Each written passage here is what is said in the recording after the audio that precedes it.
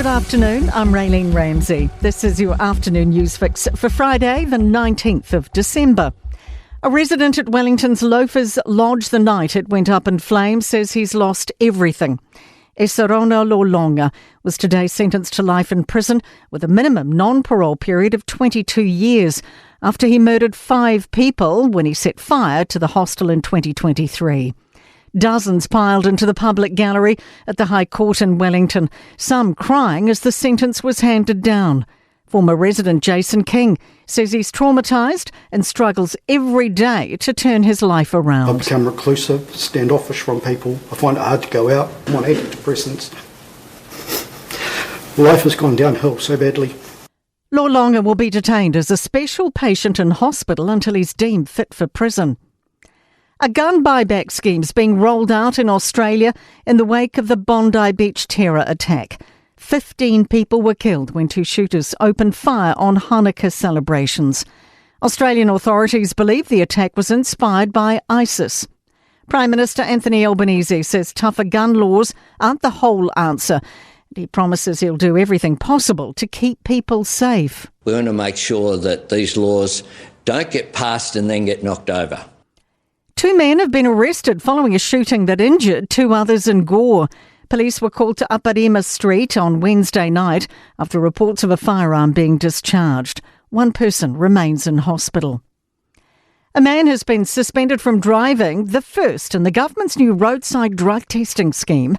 A pilot of the saliva testing began in Wellington this week.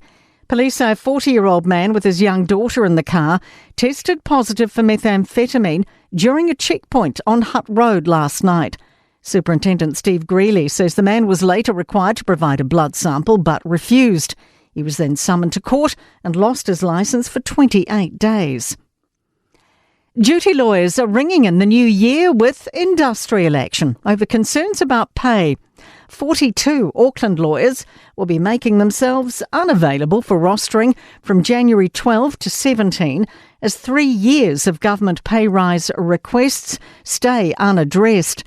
Barrister Dennis Ansley says conditions are creating a shortage of lawyers, leaving legal support for the most vulnerable increasingly out of reach. It means that justice is going to become available for the rich people. We're a free service to the public, and it's vital. I mean, we see 60 to 80 people a day in Auckland. That's just one court. The government's committed $12 million to help stamp out hornets in Auckland. The yellow-legged hornet was detected on the North Shore earlier this year. It poses a serious threat to honeybees and, by extension, to the agricultural sector. To sport, and the appointment of Whitney Hansen as the new Black Ferns coach on a 2-year deal is the latest in a number of moves at the top of New Zealand sport. NZ Cricket Chief Executive Scott Weenink has resigned and will leave on January 30 after beginning the role in September of 2023. That follows the departure of Netball New Zealand CEO Jenny Wiley on Thursday, following the Dame Nolene Taurua stand-down controversy and other ructions in the code. That is your latest news fix. We'll be back with the next update tomorrow morning from the Newstalk ZB newsroom.